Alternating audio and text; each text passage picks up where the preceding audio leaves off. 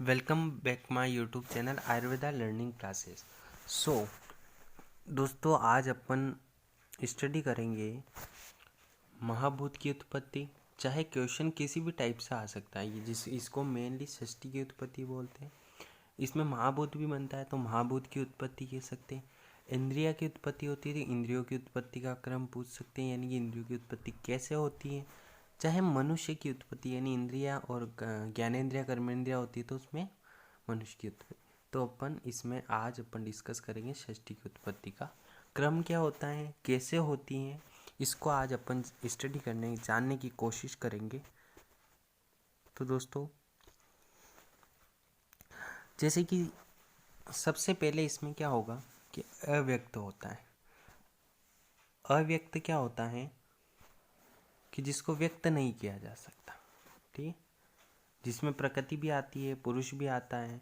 तो इस अव्यक्त को व्यक्त नहीं किया जा सकता कि कैसे क्या चीज़ है ये, ठीक है। तो इसमें क्या अलग अलग न्यायों के अनुसार होता है, नव न्याय, वैशेषिक। तो अलग अलग न्याय विषय पदार्थ विज्ञान में पढ़ोगे, लेकिन एक कॉमन षष्ठी की उत्पत्ति कैसे हुई वो जानने का प्रयास कर रहे हैं। तो अव्यक्त से क्या बना, महान। महान किसे कहते हैं, बुद्धि को बोलते हैं, और इसी को महत्व बोलते हैं ना। महान को बुद्धि बोलते हैं, इसी को महत्व भी बोलते हैं। तो अव्यक्त से क्या बना, महान। महान यानी बुद्धि हो गई, उत्पन्न हुई। उसके बाद इससे अहंकार उत्पन्न हुआ, ठीक है। महान से क्या उत्पन्न हुआ, अहंकार। और अहंकार कितने प्रकार का होता है, 3 प्रकार का, सात्विक, राजसिक और तामसिक।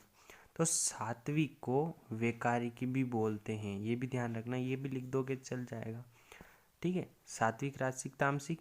और सात्विक को वैकारिक भी बोलते हैं, और राजसिक को तेजस और तामसिक को भूत आदि भी कहते हैं, ठीक है। उसके बाद अपन बात करें तो यहाँ पर एकादश इंद्रियां कैसे बन रही है ये जानने की कोशिश करेंगे।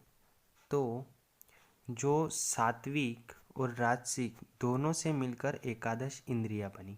अब एकादश इंद्रियां होती कौन कौन सी हैं, तो एकादश इंद्रियां ज्ञानेंद्रिया, कर्म इंद्रिया और उभयात्मक मन होता है।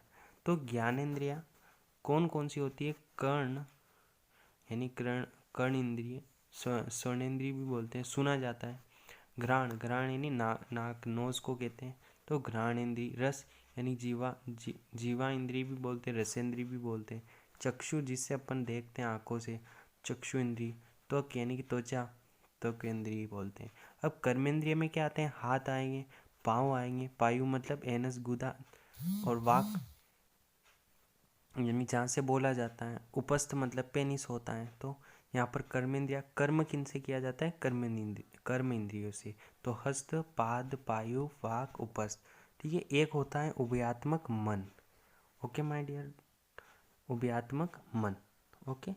अब बात करते हैं, ये तो हो गया सात्विक और राजसिक से, और एक होता है राजसिक और तामसिक के मिलने पर पंचतन मात्राएं बनी। क्या बनी, पंचतन मात्राएं। अब ये पंचतन मात्रा महाभूत का निर्माण करती हैं, पंच महाभूत का निर्माण करती है। जिस शब्द से आकाश बन गया, और स्पर्श से वायु बन गया, रूप से अग्नि बन गई, रस से जल बन गया, गंध से पृथ्वी। तो इसमें वैसे मिक्स भी होते हैं, कुछ तन मात्राएं मिक्स होती है, जैसे कि ये इसमें भी आएगी वायु, ये इसमें भी जाएगा, ये इधर भी जाएगा, ये इधर भी जाएगा। तो यानी कि इस आकाश सिर्फ शब्द से मिलकर बना है, लेकिन वायु में स्पर्श भी आ गया, शब्द तन मात्रा भी आती है। और अग्नि में रूप भी आएगी, स्पर्श भी आएगी, शब्द तन मात्रा भी आएगी। जल में रस भी आएगा, रूप भी आएगा, स्पर्श और शब्द भी आएगा। यानी मेन जो है वो तो ज़्यादा 50% होगा, और बाकी जो दूसरे वाले तन मात्राएं हैं वो थोड़ी थोड़ी होती हैं, ठीक है। जैसे पृथ्वी में गंध तो 50% होगा, और जो 1/8% रस, रूप, स्पर्श और शब्द ये भी प्रेजेंट हो गए। तो इस प्रकार क्या महाभूत उत्पन्न हो गए। तो चाहे महाभूत की उत्पत्ति का क्रम पूछे तो भी यही बनाना है, चाहे इंद्रियों की उत्पत्ति का क्रम पूछे तो भी यही बनाना है, और षष्ठी की उत्पत्ति का क्रम पूछे तो भी यही बनाना है। तो दोस्तों, इसके बाद अपन कुछ टर्मिनोलॉजी को स्टडी करेंगे। जैसे कि यहाँ पर मैंने लिखा अष्ट प्रकृति। तो अष्ट प्रकृति क्या होती हैं कि जो अव्यक्त हैं, अव्यक्त से लगा के जो पंच तन मात्राएं हैं, ये पंच तन मात्राएं यहाँ तक, तो यहाँ पर कौन कौन आ गया इसमें, पंच तन मात्रा में ये 5 तो तन मात्राएं आ गई और 3 ये अव्यक्त, महान और अहंकार, तो ये कितने हो गए 8। तो 8 क्या होती हैं, अष्ट प्रकृति होती हैं। तो ठीक है दोस्तों, अष्ट प्रकृति क्या होती हैं, ये अव्यक्त, महान, अहंकार और पंच तन्मात्रा, ये 8 कितनी हो गई, अष्ट प्रकृति। अब षोडश विकार क्या होते हैं, षोडश विकार जो है 11 इंद्रियां बताई वो, और ये 11 इंद्रियां और 5 महाभूत, ये जो महाभूत हैं इन दोनों को मिलाकर विकार यानी षोडश विकार बनता है। ठीक है, ये भी कई बार क्वेश्चन। फिर मूल प्रकृति जो अव्यक्त अपन ने पढ़ा, जिसको व्यक्त नहीं किया जा रहा, वो मूल प्रकृति हो गई। और चौथे नंबर पे है प्रकृति और विकृति। ये प्रकृति और विकृति में जो अपन ने अष्ट प्रकृति देखी उसमें से अव्यक्त को हटा देंगे तो प्रकृति विकृति बन जाएगी। जो 7 बचेंगे वो प्रकृति विकृति कहलाएंगे। और न प्रकृति न विकृति क्या होती है, जो पुरुष होता है वो न प्रकृति